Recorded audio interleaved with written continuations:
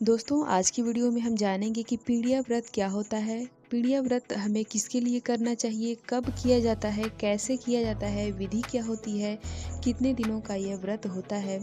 तो पीढ़िया व्रत की पूरी जानकारी इस वीडियो में हम जानेंगे। तो चलिए दोस्तों, वीडियो को शुरू करते हैं। देखिए दोस्तों, भाई बहन का बहुत सारा त्यौहार और व्रत बनाए गए हैं, जैसे कि रक्षाबंधन, भाई दूज या फिर गोवर्धन पूजा, बहुला। उसी में से एक और महत्वपूर्ण त्योहार है जिसका नाम है पीढ़िया। दोस्तों, ये पीढ़िया का व्रत जो है, बहनें अपने भाई के अच्छे स्वास्थ्य के लिए, लंबी उम्र, खुशहाली के लिए इस व्रत को करती हैं। तो दोस्तों, इसको हमें कब करना है?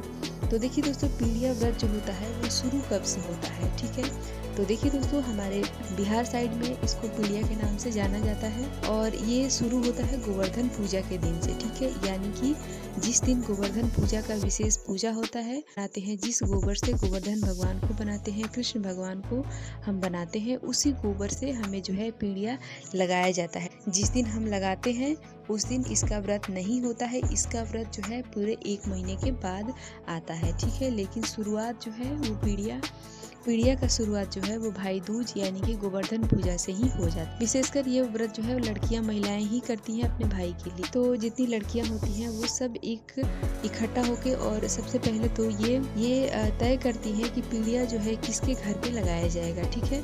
क्योंकि पीढ़िया जो है एक ही घर में लगाया जाता है और मतलब सब लोग अपने अपने घर में नहीं लगा सकते, तो एक ही घर में लगाया जाता है।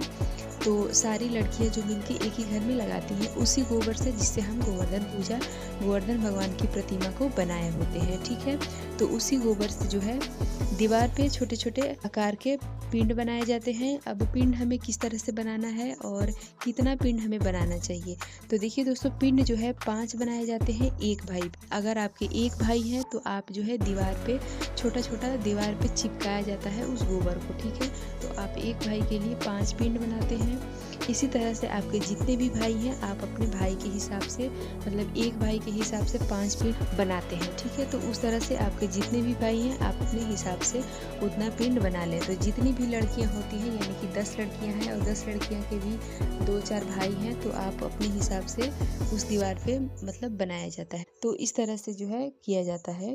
इसके बाद सुबह और शाम के समय, मतलब 1 महीने के बाद इसका व्रत पड़ता है, ठीक है। तो 1 महीने के तक, जैसे कि गोवर्धन पूजा के दिन से लेकर और जब तक हमें व्रत रखना है तब तक इसको यहाँ पे हमें एक दीप जो है प्रतिदिन जलाना होता है।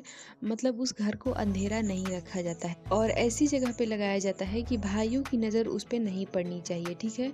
तो ऐसे घर का आप चुनाव करें जिसमें मतलब भाई लोग या फिर पुरुष लोग जो है बार बार नहीं आते जाते हों, तो ऐसे घर का हमें चुनाव करना चाहिए। और अगर आपको डर है कि फिर भी कोई भाई या फिर कोई पुरुष भाई देख लेगा, तो उसके सामने आपको एक कपड़ा डाल देना चाहिए जिससे कि भाइयों की नज़र उस पर ना पड़े। तो इस तरह से हमें जो है पीढ़िया जो है लगाया जाता है। अब इसका व्रत हमें किस दिन रखना है, तो देखिए दोस्तों, इसका व्रत जो है वो अगहन महीने में रखा जाता है। अगहन महीने के शुक्ल पक्ष के एकम को, यानी कि प्रतिपदा तिथि को इसका व्रत रखा जाता है और उसी दिन इसका विसर्जन भी किया जाता है, ठीक है। तो व्रत रखने की विधि क्या होती है इसको जानेंगे अगले वीडियो में। और व्रत के दिन हमें क्या करना चाहिए, तो देखिए दोस्तों, व्रत के दिन आप पूरे दिन निराहार निर्जला बहनें रहती हैं। और देखिए दोस्तों, क्या ये व्रत जो है शादीशुदा लड़कियां कर सकती हैं, तो देखिए दोस्तों, ये व्रत जो है समूह में किया जाता है, ठीक है। आप अकेले अगर करते हैं तो आप विसर्जन करने कहाँ जाएंगे, ठीक है, कहाँ लगाएंगे। तो इस तरह से जो है आप अकेले नहीं कर सकते हैं। अब बारी है कि अब बात है कि क्या हम शादीशुदा हैं तो इस व्रत को कर सकते हैं कि नहीं। तो देखिए दोस्तों, इस व्रत को आप कर सकते हैं। जैसे कि अगर ससुराल में आपके यहाँ ससुराल की लड़कियाँ करती हैं, ससुराल में आपको सहता है, तो ये व्रत आप कर सकते हैं, कोई भी परेशानी नहीं है। लेकिन अगर ससुराल में पीढ़िया का व्रत नहीं होता है तो आपको नहीं करना चाहिए। लेकिन अगर आपको फिर भी करना है तो आप अपने मायके जाके इस व्रत को कर सकते हैं, ठीक है, क्योंकि मायके में तो आपको होता ही होगा।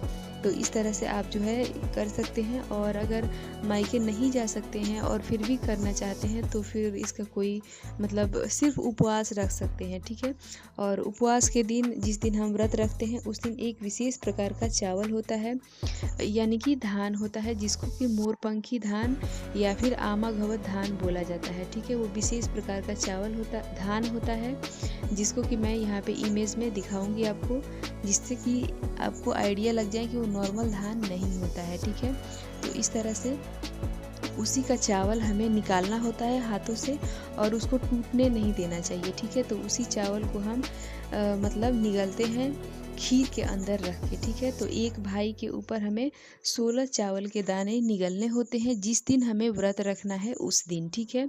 तो व्रत किस दिन रखना है इसकी जानकारी मैं आने वाले वीडियो में आपको दूंगी, और तब तक के लिए यही जान लेते हैं। और बाकी जो सुबह शाम जो है लड़कियां और घर की महिलाएं मिलके गीत गाती हैं, ठीक है, भाई के लिए, ठीक है। सुबह में भी गा सकते हैं अंधेरे अंधेरे, और यानी कि सूर्य निकलने से पहले, और शाम के समय भी आप जाके जहाँ पे पीढ़िया आपने जिस दीवार पे लगाया है वहीं पे बैठ के 5-7 की संख्या में लोकगीत गाए जाते हैं। तो इस तरह से पीढ़िया व्रत जो है पूरे 1 महीने का होता है, लेकिन व्रत जो है आपको अगहन महीने में रखा जाता है।